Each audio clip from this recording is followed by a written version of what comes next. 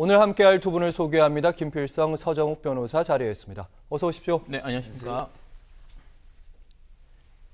네, 윤석열 대통령 당선인이 결정한 용산시대 현 청와대의 공식 입장은 깊은 우려입니다. 사실상의 공개적인 반대이다 이렇게 적극적으로 해석하는 언론도 있는데요. 그런데 주목할 점 처음부터 난색만 표했던 것은 아니었죠. 어제 오전에 박수현 청와대 국민소통수석은 이렇게 얘기를 했습니다. 저희는 광화문 시대를 약속을 못 지켰지만 윤 당선인의 의지는 지켜지길 바란다. 이렇게 희망적인 얘기를 했고요. 오후에는 새 정부 출범까지 시일이 얼마 남지 않아서 촉박하다. 사실상 무리다. 이런 입장을 밝히기도 했습니다. 당선인 측에서는 이제 오전 오후에 청와대 입장이 다르다는 겁니다. 이게 사실은 새 정부 출범에 현 정부가 목리를 부리는 거 아니냐 이런 해석도 나오긴 하는데 박 수석의 오전 오후 발언이 좀 달랐던 거 여기에 NSC 국가안전보장회의가 주요했다는 것이 분석입니다. 네, 그 사이에 NSC 회의가 있었다고 하고요. 사실 뭐 새로운 대통령이 차기 정부가 어느 공간에서 어떤 의미를 두고 어떻게 진부를 보는지는 사실은 차기 정부에서 결정할 문제니까 그는 존중해줘야 된다고 생각을 합니다. 그 점에 있어서 청와대가 원칙적으로 거기에 협조하는 거는 아마 당연하다고 생각하고 얘기한 것 같은데 현재 문제는 진무를 시작하는, 그러니까 임기를 시작하는 5월 10일부터 바로 거기서 진무를 하겠다는 지금 입장인 것이잖아요. 이게 지금 현재 청와대에 들어가서 기존에 있던 청와대에 들어가서 이제 새로운 정부의 정책으로 차근차근 계획을 세우고 국민과 소통해 가면서 설득해 가면서 그렇게 이전해 가면 되는 문제인데 이거를 당장 지금 사실은 임기 시작하기 전에 이거를 결정을 짓고 추진을 하기 위해서는 현 정권이 이거를 책임지고 해야 될 상황이 되는 것이고요. 네. 비용을 지출해야 되는 상황이 되는 건데 아마 이제 NSC 확대 장관회의나 이런 걸 통해서 그때까지 현 정권이 이제 물러나는 대통령이 이거를 책임지고 진행하기에 너무 촉박하고 그리고 대책도 나오기 어렵다는 판단을 했던 것 같습니다. 그러니까 사실 그렇게 급하게 할 필요가 있는가라고 생각을 이제 하게 된 것 같습니다. 네, 국가안전보장회의 NSC에서 그 입장을 다시 한번 확인했다 이렇게 볼 수 있는데 박 수석이 오늘 오전에 설명을 좀 했습니다. 이전 반대도 아니고 용산으로 가는 것도 반대는 아니다. 하지만 우리의 생각은 안보에 문제가 있으니까 좀 더 얘기를 한번 해보자 이런 입장인 거 하고 김부겸 총리도 양측이 만나서 회의를 하면 된다 이렇게 얘기했다고 하는데 김은혜 대변인은 들은 적이 없다, 검토해 보겠다 이런 입장을 밝히더라고요. 지금 이게 청와대 이전 있잖아요. 제가 알기로는 이제 87년 이후에 박근혜 대통령 빼고는 다 이게 주장했던 것 같아요. YS도 했고, DJ도 하고, 노무현 대통령, 그 다음에 문재인 대통령까지. 근데 왜 못했습니까? 들어가 버리니까 못한 거예요. 일단 거기는 한번 들어가면 차근에 여론 수렴해서 준비해서 나온다? 그게 불가능합니다. 지금 들어가기 전에 과감하게 결정 안 내리면 이미 들어가 버리면 다시 나오기 어려운 구조단 말이에요. 그때는 반대 이유가 지금보다 10배, 100배는 많을 겁니다. 따라서 저는 일단 의지, 한번 들어가면 나오기 어렵다는 걸 말씀드리고, 그 다음에 두 번째, 자꾸 안보 공백을 이야기하잖아요. 이게 도저히 저는 납득이 안 돼요. 예를 들어 이사하는 거 한두 달 있잖아요. 그때 공백이 있다는 거거든요. 지금 북한이 4월 15일이 태양절 김일성 생일이고 4월 25일이 건군 북한에 네. 그게 그때가 위험하다. 안보 이제 그때 북한이 쳐들어올 수 있다. 이런 이야기거든요. 그런데 저는 우리나라 안보의 컨트롤 타워는 청와대입니다. 청와대 문재인 대통령이 5월 9일까지 건재하게 청와대에 있잖아요. 안보에 무슨 공백이 있습니까? 합참이 남태령 간다 해서 국방부가 옆에 건물 간다 해서 결정적인 공백이 있습니까? 청와대는 건재하게 있단 말이죠. 안보 컨트롤 타워가. 그리고 요즘 러시아 우크라이나 전쟁도 보지만 전쟁이 갑자기 기습 명분 없이 됩니까? 전쟁하려면 북한 부대가 전방으로 이동하고 다 정찰 자산이 있잖아요. 지금 문재인 대통령이 5년 동안 김정은 위원장을 몇 번 만나고 이제 전쟁이 끝나고 평화가 왔다. 저희는 통일 다 된 줄 알았어요. 옛날 회담할 때. 이렇게 하다가 갑자기 지금 위기가 최고로 높다. 이건 자기 모순 아닙니까? 따라서 저는 너무 안보 공백을 강조해가지고 못하면, 그럼 영원히 이번에도 못하면 저는 앞으로 어느 정권도 못합니다. 저는 이번에는 정말 더 낮은 곳으로 청와대가 더 열린 곳으로 더 국민 가까이 갈 수 있도록 저는 현 대통령도 협조를 좀 해주셔야 된다 이래 봅니다. 이번에 안 하면 못한다 이런 점 지적하셨는데 일단 윤석열 당선인 측이 집무실 이전비로 생각하고 있는 돈이 한 500억 원 정도의 규모입니다. 예비비로서 현 정부에서 처리해달라는 건데 법적으로 이제 권한이 있는 것이냐 그리고 이 부분이 예비비에 해당하는 것이냐 이 두 가지 법적인 문제들이 있는데 이 부분은 또 어떻게 해석해야 됩니까? 뭐 법적으로 그 비용 부분은요.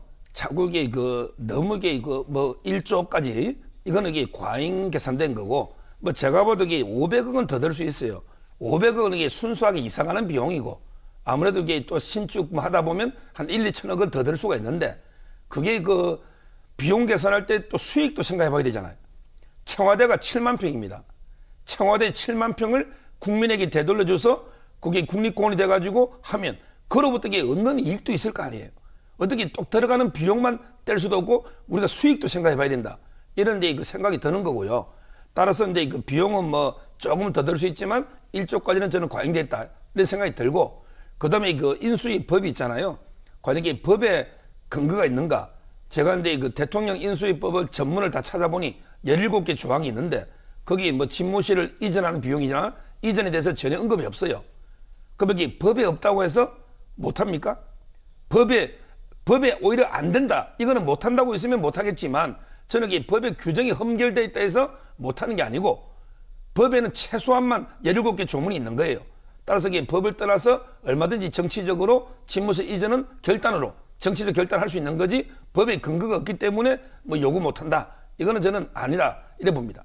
네, 법에 꼭 문항이 없더라도 확대 해석할 수 있다, 포괄적인 해석할 수 있다 이런 말씀이신데 권한이 있느냐 이 부분 그러니까 미래 청와대가 현 청와대 이렇게 요청할 수 있는 권한이 있느냐 첫 번째 그리고 권한적 예비비의 범위에 들어가느냐 안 들어가느냐 이 부분 어떻게 보세요? 뭐 일단 말씀하신 것처럼 기본적으로는 뭐 이제 그 퇴임하는 대통령과 새로운 대통령 사이에 정치적으로 대화해서 할 문제인 건 사실입니다. 근데 그리고 뭐 그 점에 있어서 사실 지금 청와대가 반대하는 입장이 아니냐라는 분석도 있지만 청와대 쪽에서 특히 국무총리나 이쪽에서 대화를 계속할 의지가 있다라는 얘기도 하기도 했으니까 사실 정치적으로 풀어야 될 문제이긴 한데 다만 말씀하신 것처럼 법적인 권한이 있느냐를 따진다면 그런 권한이 있다고 보기는 좀 어렵습니다. 이게 대통령직 인수법이라는 법이 있고 말씀하신 것처럼 예. 이 법에 따르면 당선인이 제5조에 따르면 당선인이 그러니까 이 당선자로 살 수 있는 일은 하나밖에 없습니다.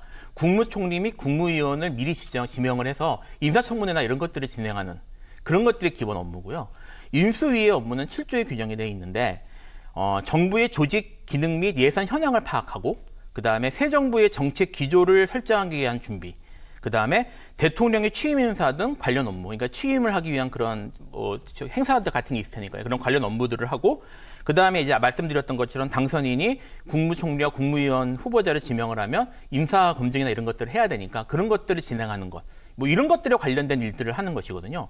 그리고 여기에 대해서 그 시행령에 기본적으로 예비비나 이런 것들을 지원하도록 돼 있긴 하는데 그 범위가 어떻게 되어 있냐면 인수위가 하는 일, 그 다음에 당선인이 어쨌든 당선인으로서 예우를 받고 또 경호를 받아야 되잖아요. 거기에 네. 필요한 예산 정도의 수준에서 지원하는 것으로 시행령이 되어 있습니다. 그래서 사실 이제 이 문제를 물론 대통령직 인수의 범위가 어디까지냐에 따라서 협의해서 될 문제이긴 하지만 지금 얘기하는 것처럼 현재 지금 물러나는 문재인 대통령이 윤석열 당선자에게 이런 걸 해줘야 된다 또는 법적 책임이 있는데 이걸 방기하고 있다라고 보기는 좀 어려울 것 같습니다. 네.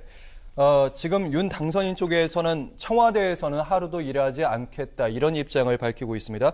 만약 현 정부 내에서 청와대 집무실이 이전되지 않게 되면 나중에 본인이 취임하게 되더라도 통이동에 집무실을 마련할 것이고 여기서 서초동에서 이곳으로 출근을 하겠다 이런 입장을 밝히고 있습니다. 그러니까 끝까지 이 정책을 밀어가겠다는 입장인 건데 교통 불편은 또 어떻게 할 것이고 경호 부분은 또 어떻게 할 것이냐. 왜냐하면 서초동에서 통이동까지 가야 되는 거니까요. 길이 사실 뭐 이제 이제 얘기가 나오니까 뭐 인터넷이나 이런 데서 실제로 뭐 네이버나 아니면 다음 지도를 통해서 찍어보신 분도 있더라고요. 근데 그게 이제 대충 지금 아크로비스타의 서초동에 예. 팔고 계시는 걸로 알고 있으니까 그럼 반포대교를 건너서 최단거리로 하면 그렇게 건너가야 될 텐데 뭐 그쪽 넘어가는 그 길이 아시겠죠? 다녀보신 분은 아시겠지만 항상 밀리는 길입니다. 평상시에도. 근데 이걸 출퇴근 시간에 전부 통제를 하고 건너간다는 것, 그래서 이걸 통해서 반포대교 건너서 간다는 게 사실 국민들에게 상당히 많은 그런 불편이 있을 걸로 예상은 되거든요. 그것이 뭐 경호나 이런 것들 최소화한다고 하더라도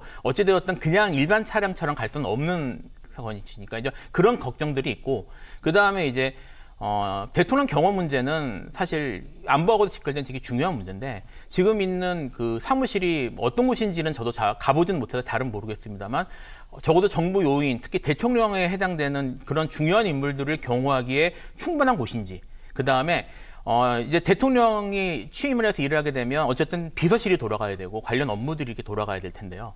그런 것들이 충분히 지원 가능한 주변 시설이나 이런 것들은 준비되어 있는지, 그리고 그런 공간들을 확보할 수 있는지, 이런 것들에 대한 충분한 검토가 있어야 되는 게 아닌가 싶은데, 물론 이제 여기에 대해서 윤석열 당선자 또는 뭐 지금 인수위 쪽에서 뭐 공식적인 입장이나 구체적인 내용을 말하진 않았지만, 뭐 그 지역이 그렇게 뭐 사무실이 남아돌거나 하는 곳은 아니라서 네. 그런 것들에 대한 충분한 검토가 있었는지는 조금 의문입니다. 네, 그만큼 집무실 이전에 대한 뜻이 강하다, 뭐 이런 입장으로 받아들이면 될 것 같은데, 인수의 이제 초반 의제가 너무 집무실 이전에만 매몰돼 있는 것이 아니냐, 이런 비판도 조금 나와 있습니다. 그만큼 이제 윤 당선인 측은 중요하다는 얘기인데, 관련 발언 듣고 가시면 청와대에 들어가서 눈치 안 보고 내 마음대로 나도 그러고 싶다. 기존의 대통령이 그랬다는 약간 비판인 거죠. 내가 편하면 국민 감시가 없어지고 국민의 눈에 띄지 않으면 거기서부터 불통과 부정부패가 생긴다. 그래서 집무실을 반드시 이전해야겠다. 강력한 의지인데 공간이 의식을 지배한다, 이런 입장인 것 같아요. 그럼요. 이게 그 쉬운 일은 아닙니다. 왜냐하면 이게 그 처음 이 청와대 위치 있죠. 여기에 궁궐이 생긴 게 고려시대 1068년이에요. 문종 22년. 그래서 이제 올해 954년 됐습니다. 고려가 이제 수도는 개성이죠. 근데 그때 남경이라 해가지고 한양에 궁궐을 둔 게 지금 위치예요. 따라서 저는 954년, 1000년 된 궁궐, 구중궁궐이죠. 이걸 이게 그 국민들에게 돌려주고 낮은 곳으로 내려오는 이런 게 그 결정이 쉽지는 않다, 이런 생각이 들고요. 근데 문제는 통이동에서 근무하면 그런 게 진짜 안보 공백이 올 수 있어요. 통이동에는 이게 무슨 시설이 있습니까? 지금 이게 안보의 컨트롤 타는 청와대잖아요. 지하철역이랑도 너무 가까워요. 그러니까요. 예. 안보에 진짜 공백이 올 수 있지만 경호 공백, 안보 공백이 다 옵니다. 이렇게 국가적으로 엄청나게 저는 갈등이나 게 파국이 되는 거예요. 지금이라도 이게 저는 빨리 협의를 해서 어떻게 용산 시대를 열 수 있도록 빨리 해야 되지, 통이동에서 임무를 시작해서는 안 된다, 이렇게 봅니다. 네. 사실 관련 여론조사도 저희가 준비했었는데 대체적인 여론이 이제 청와대 집무실 이전에 대해서 그렇게 호의적이지 않은 그런 반응이긴 한데, 이번 사안을 이제 언론들은 신구 갈등으로 보고 있는 측면도 있고, 지나친 정치적인 부분이 개입되게 되면 이제 합리적인 의사결정이 힘들어진다, 이런 입장이 있어서, 그럼에도 불구하고 이렇게 꼬이고 꼬인 문제는 정치가 역시 결정하는 거 아니겠냐. 그래서 관심이 쏠린 대목이 있는데, 문재인 대통령과 윤석열 당선인이 이제 만남이 예정돼 있었는데 지금 이 문제까지 더해지면서 만남이 좀 쉽지 않을 것으로 보입니다. 이거는 저는 이게 순서가 좀 바뀌었다 봐요. 순서가 지금 이게 역대 최장이 9일 만에 만난 거죠. 지금 이게 9일 넘었잖아요. 저는 실무 협의하기 전에 무조건 이게 그 당선자와 대통령이 먼저 만났어야 된다고 봅니다. 의제 조율하기 전에 먼저 이게 만나봐서 허심탄회하게 대화를 해보고, 그래서 이게 이견이 있는 부분이 있잖아요. 그러면 이게 다시 실무 조율을 하든지 이래야 되거든요. 지금 이게 실무 조율해가지고 모든 걸 다 이게 합의해놓고 그냥 이게 만나는 거는 쇼다, 이래서는 안 된단 말이에요. 결국에 탑다운 방식으로 어떤 보면 이게 최고 지도자가 이게 결정을 해줘야 되거든요. 그래서 저는 지금이라도 이게 어떻게 밑에 사람한테 실무를 다 맡겨 합의가 다 되면 만나자, 이게 순서가 잘못되고, 지금이라도 저는 무조건 문재인 대통령과 윤석열 당선 만나야 된다. 만나서 이게 허심탄회하게 대화해보고 합의가 된 부분은 그대로 발표하고, 합의가 도저히 안 된 거는 그때 가서 실무자한테 좀 더 조율해봐라. 이렇게 순서가 저는 뒤바뀐 게 아닌가, 이렇게 생각하고 있습니다. 네, 실무 협의부터 시작해가지고 직접 만나게 되는 게 마무리가 된다면 아무래도 이게 협상의 영역이지 회동의 의미는 아니겠습니다. 그래서 결국은 청와대가 지금 현 청와대가 얘기하는 건 안보의 문제다 이런 얘기하는 건데 그러니까 안보 문제만 조금만 협조를 하면 우리도 더 협조할 수 있다 이런 입장인 건데 윤 당선인 측이 지금이라도 만나면 실무협의회에서 좀 더 열린 대화를 하면 되지 않을까요? 뭐 이제 사실 안보 문제가 중요하다는 것에 대해서는 윤석열 당선자도 부정하지는 않을 것 같아서 대화가 충분히 가능할 것 같은데 지금 진행되지 않는 상황은 저도 좀 답답한 생각이 듭니다. 사실 우리나라가 지금 올해 기준으로 이제 글로벌 디펜스 파워라는 이제 군사 전문 기관이 있거든요. 연구기관에. 순위가 국방력 순위가 세계 6위입니다. 세계 6위인데 뭐 그게 우리 위에 있는 나라들이 잘 알려져 있는 미국, 그다음에 뭐 러시아, 중국 뭐 이런 나라들이거든요. 우리나라가 사실 세계 최대의 군사 강국 중에 하나고 이렇게 된 이유는 뭐 이제 동북아 정세 때문도 있고 그다음에 북한과의 휴전 상황이기 때문인 것도 있는 것이라서 사실 우리나라의 그런 군사력이나 이런 것들을 컨트롤하고 있는 것이 이제 가장 중요한 게 대통령이고 그 다음이 이제 그 실무를 담당하고 있는 게 국방부. 합참 이런 것들이란 말입니다. 상식적으로 다 알고 있는 내용들인데 지금 이제 대통령이 지금 그 준비가 다 되어 있고 시스템이 갖춰져 있는 C4I라고 하는데요. 군사 하는 거를 C4I 시스템이 이미 다 갖춰져 있는 그런 시스템을 지금 사실은 옮기겠다는 거거든요, 전부. 그러니까 이거를 사실 간단하게 이렇게 파악할 수 있는 내용들은 아니란 말입니다. 그래서 여기에 대해서 어떤 식으로 그러면 옮기는 건 오케이. 근데 여기에 대해서 우리가 어떻게 준비를 해줘야 되고, 뭐 예를 들어 뭐 관련 커뮤니케이션 시스템들이나 이런 것들은 어떻게 옮기고, 그리고 지금 있는 국방부로 들어간다고 했으니까 국방부에 있는 시설은 어떻게 옮기고, 그리고 거기에 대해서 통제나 이런 것들은 어떻게 할 것인지에 대한 구체적인 계획 같은 것들이 나와야 되는 거란 말입니다. 사실 무슨 뭐 사령부 하나로 옮기는 것도 그 내부에서 그렇게 국방부 내에서 조율이나 이런 것들이 많이 이루어지는데 이거는 일반 사령부 옮기는 수준의 문제도 아니어서 여기에 대해서 좀 터놓고 뭐 옮기겠다. 사실은 뭐 지금 옮기는 곳이 광화문도 아니고 지금 국방부 있는 건물인데 그 건물이 사실 가보신 분은 아시겠지만 바깥쪽에 전기 철조망에 쳐져 있는 그런 시설이란 말이에요. 그 안으로 들어가는 게 소통에 과연 도움이 될지는 모르겠습니다만 어쨌든 뭐 현재 당선자가 그렇게 하겠다니까 거기에 대해서는 존중해 줄 수 있을 것 같습니다. 근데 지금 말씀드렸던 것처럼 그렇게 세계 6위의 군사력을 갖고 있는 그런 통제 시스템이나 이런 것들을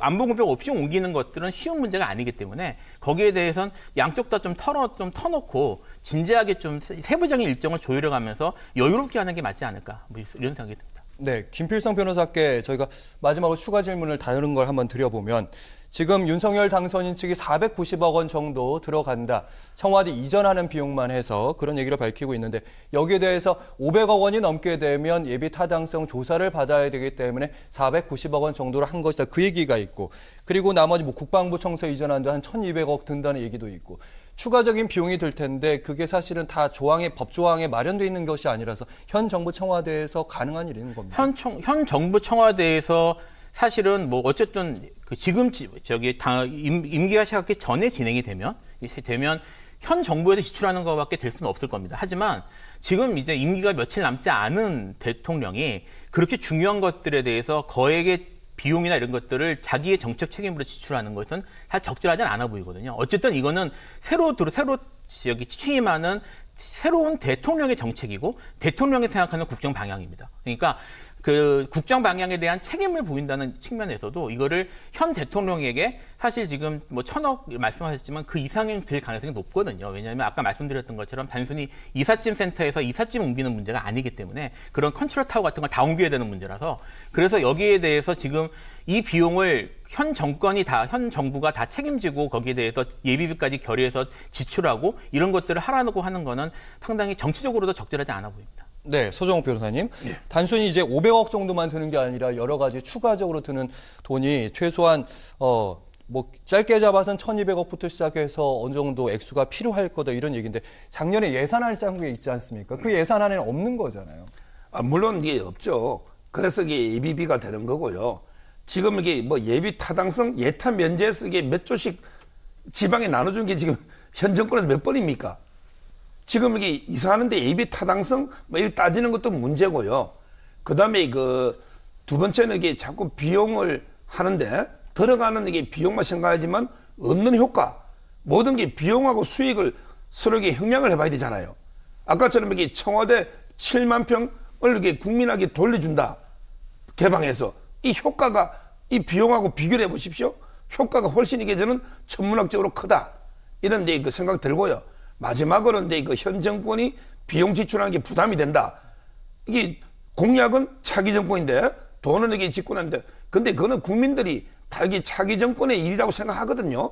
따라서 이게 문재인 대통령이 그걸 뭐 지출했다 해서 본인이 책임질 일이 뭐가 있습니까? 다 그 과정은 국민들이 알고 이해하기 때문에 저는 뭐 그럴 염려는 없고 그러면 이게 저는 근본적인 이유는 뭐냐? 제가 보기에 근본적인 이유는 저는 지방선거라 봐요. 결국에 선거 앞두고 만약에 청와대가 국민한테 개방되고 이러면 상당히 영향을 좀 줄 수 있거든요. 그런 것 때문에 저는 민주당이나 청와대가 좀 반대하는 게 아닌가. 명분은 안 본데 실제로 이게 지방선거다. 저는 그래 보고 있어요. 네.